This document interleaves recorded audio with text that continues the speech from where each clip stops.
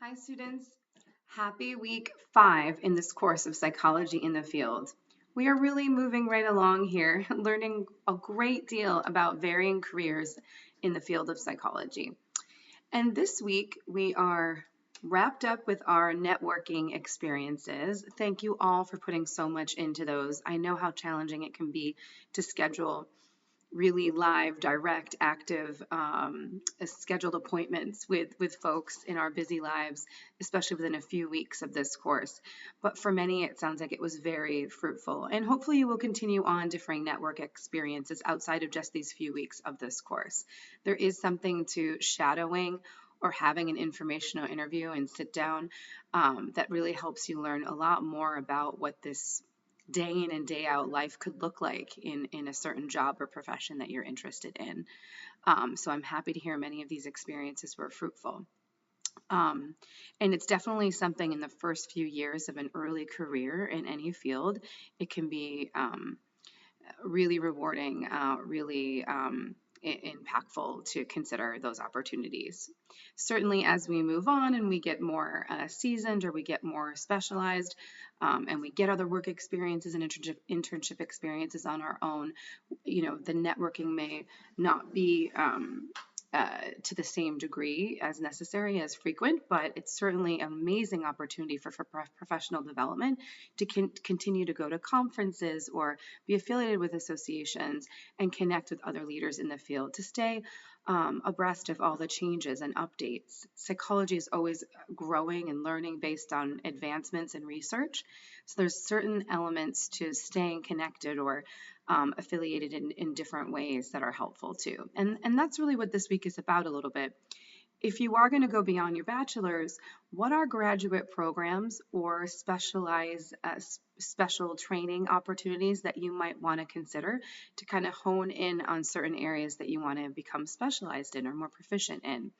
Many times, because folks want to be doing some independent practice or clinical work, many of the helping professions, there is a licensure component that requires certain training hours post a graduate degree. So many folks do go on to a form of a graduate degree. Of course, it's not necessary. There's still a really rewarding fields with a bachelor's, but this week is a little bit like if you were to consider a graduate degree program, what might that be? And for your discussion post, you're going to select two programs you've done a little research on and explain kind of how and why you think those might be a good fit and what are some of the criteria for the admissions process. Then there are two assignments due this week as usual. The first assignment is going to be choosing two videos from the list of many resources available in regards to web videos that are, again, honing in on certain areas that you want to learn a little bit more about within psychology and providing a reflection of those two videos. And then for your third assignment, this week, it's a paper with several different aspects to be exploring, but we want you to think about in even more depth, if you are going to go on to more higher learning within a specialization in the field, what might that be and why? And if you're not thinking about a graduate program, why might that be? And are there still any other kind of training experiences, licenses, certifications that you'd like to pursue and consider? And in regards to professional development, and again, continuing this advancement of your learning and growing and being connected to others in the field, are there any professional organizations or associations that you'd like to eventually work towards? What you'll find is membership to some of these organizations, for example, like the American Psychological Association, can be quite expensive once you're fully a full practitioner. But as a student, they have very discounted rates for joining some of these organizations and for attending the conferences.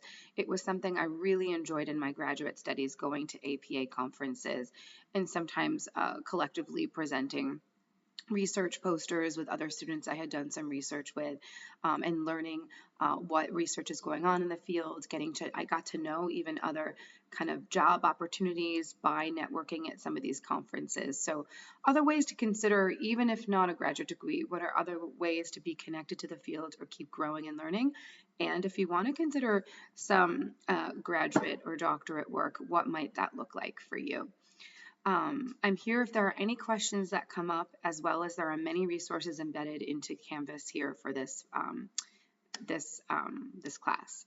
I've appreciated some of the questions that have come already so far, so please keep them coming. For example, there is some overlap in some of the doctoral programs you'll notice within psychology, and I've provided some additional information to students that were interested.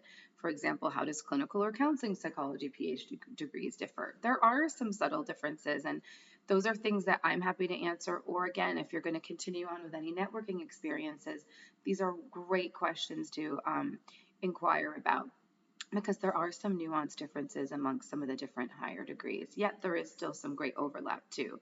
What you'll find is it's when you do your internship year and or your postdoctoral or residency years, that's when you can continue to gain a little bit more specialization and training, if you'd like to not remain as broad as some of these degree programs are.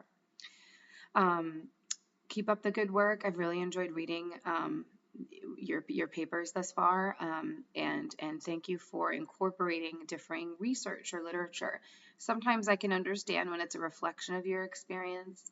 It might not seem as intuitive to include research or literature, but many of you are, and I just ask that you find a compelling article or study sort of on that type of field and specialization area within psychology to incorporate into some of your work following APA formatting, or the American Psychological Association formatting. Again, I'm happy to help with all this as well. So please don't hesitate with any questions. Only 2 more weeks left. We're very close to the finish line here. Thank you for all your hard work, and I'll be submitting another video very shortly for next week, our final week. Thank you. Bye-bye.